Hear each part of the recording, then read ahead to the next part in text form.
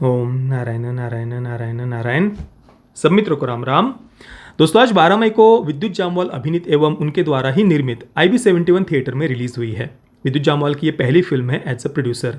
मैं पर्सनली इस फिल्म को देखने के लिए बहुत ज़्यादा उत्सुक था। हमने इसका ट्रेलर रिव्यू भी किया था।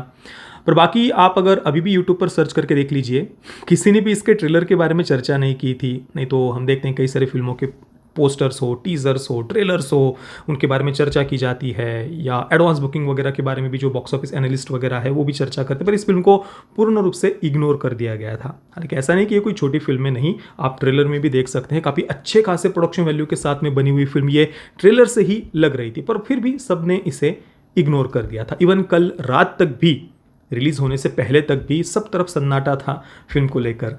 मैंने कल रात को ही इस पर एक वीडियो भी बनाया था, जिसमें मैंने कहा था कि हो सकता है कि विद्युत जामवाल ने द केरला स्टोरी का सपोर्ट किया, इस कारण से उनकी फिल्म को इग्नोर कर दिया गया, या और भी कई सारे अलग अलग रीजंस के बारे में हमने कल रात की इस वीडियो में चर्चा की है। आप उसे अवश्य देखना।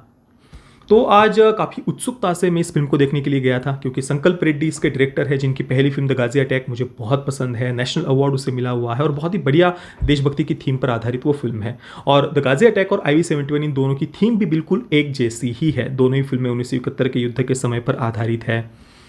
और इसी कारण से मेरी उत्सुकता, एक्सपेक्टेशंस काफ़ी ज़्यादा थे इस फिल्म से। अब फिल्म देखने के बाद में मैं इतना ही कहूँगा कि देखिए, फिल्म ने मुझे कोई बहुत ज़्यादा ऐसा डिसअपॉइंट नहीं किया। ऑब्वियसली एक बार आप इस फिल्म को देख सकते हैं, पर इतना मैं अवश्य कहूँगा कि फिल्म और बेटर हो सकती थी। पर ये जो इम्प्रूवमेंट है वो केवल एक जगह पर मैं कहूँगा। बाकी बाकी बहुत सारी ऐसी बातें फिल्म की जो बहुत बढ़िया है, हमें बहुत प्रभावित करती है। पर एक बात, एक कमी इस फिल्म की ऐसी है जिस कारण से ये फिल्म थोड़ा सा हमें डिसअपॉइंट करती है। अब अच्छी बातें कौन सी है, जैसे तो फिल्म की सिनेमेटोग्राफी आप ले लीजिए, मेकअप, कॉस्ट्यूम, लोकेशंस, कश्मीर के जो सुंदर सुंदर दृश्य हमें फिल्म में दिखाई देते हैं। 1970 के समय को उन्होंने बहुत बढ़िया तरीके से रिक्रिएट किया है। अच्छे खासे प्रोडक्शन वैल्यू के साथ में बनी हुई फिल्म लगती है। तो ये सारी फिल्म की अच्छी बातें हैं। यानी फिल्म विजुअली दिखने में बहुत सुंदर है, आर्ट डायरेक्टर का काम फिल्म में बहुत बढ़िया है। पर जहाँ पर फिल्म थोड़ा सा हमें डिसअपॉइंट करती है वो है स्टोरी को जिस प्रकार से उन्होंने प्रेजेंट किया है, या कैरेक्टर डेवलपमेंट पर ध्यान ना देना। ये फिल्म के माइनस पॉइंट है। यहाँ पर फिल्म हमें डिसअपॉइंट करती है। अब जैसा कि आपने ट्रेलर में भी देखा होगा कि 30 गुप्तचर है इसमें, इस पूरे मिशन में 10 दिन 30 गुप्तचर, ऐसा आपने ट्रेलर में भी सुना होगा।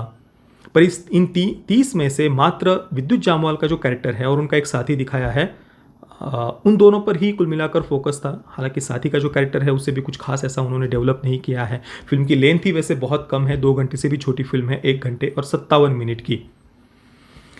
पर 1 घंटे और 57 मतलब लेंथ कम होते हुए भी फिल्म में ज़्यादातर सीन्स में आप देखेंगे कि बैकग्राउंड में बस म्यूजिक बजता जाता है, स्क्रीन पर कोई डायलॉग्स कोई बोल नहीं रहा, कोई कैरेक्टर किसी का पीछा कर रहा है, कोई किसी की तरफ देख रहा है, या कोई कैरेक्टर बस चलते जा रहा है, और वो भी कई सारे सीन्स में तो स्लो मोशन में, और बैकग्राउंड में बस कंटिन्यूसली म्यूजिक बजते जाता है।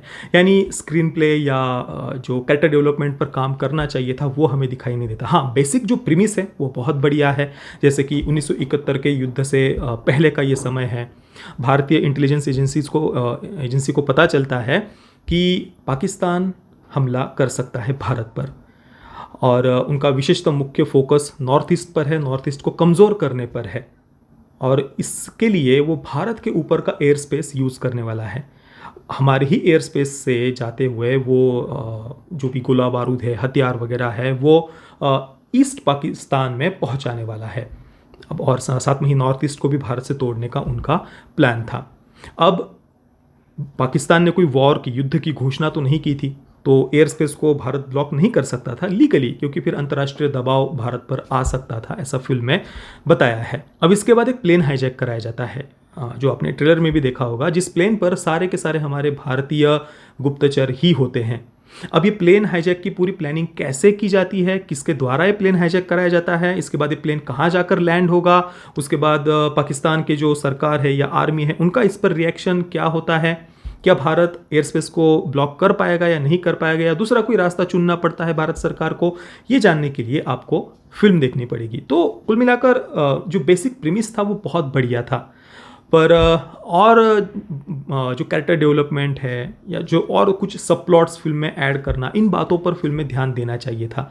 अभी जो मैंने आपको बेसिक प्रीमिस बताया, बस यही बात उन्होंने फिल्म में दिखाई है। इसके अलावा कोई जो अलग अलग कैरेक्टर्स उनको डेवलप किया गया हो, उन पर ध्यान दिया हो, कुछ अलग सब प्लॉट्स उन्होंने इसमें ऐड किए हो या कोई ट्विस्ट और टर्न्स हो, ये फिल्म में हमें देखने को नहीं मिलता।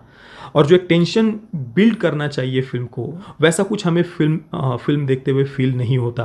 बाकी परफॉर्मेंसेस की बात करें तो पूरी फिल्म में विशाल जेठवा का जो परफॉर्मेंस है वो अलग से आपको याद रहेगा, वो अलग से आपका ध्यान आकर्षित करेगा। बाकी विद्युत जामवाल का भी परफॉर्मेंस बढ़िया था, हालांकि इस बार आप उन्हें कुछ ज़्यादा एक्शन वगैरह करते हुए नहीं देखेंगे। और बाकी जो गुप्तचर थे, जैसा कि मैंने कहा, उन पर तो हमारा ध्यान ही नहीं जाता। किसी का चेहरा भी आपको शायद फिल्म देखने के बाद में याद नहीं रहेगा। कुल मिलाकर संकल्प रेड्डी जी ने इस बार विषय तो बहुत अच्छा चुना था, फिल्म दिखने में भी बहुत सुंदर लगती है, पर स्टोरी, स्क्रीन प्ले या कैरेक्टर डेवलपमेंट, इस पर और काम करना चाहिए था। तो मैं इसे वन टाइम वॉच कहूँगा। फिल्म आपको डिसअपॉइंट भी नहीं करेगी।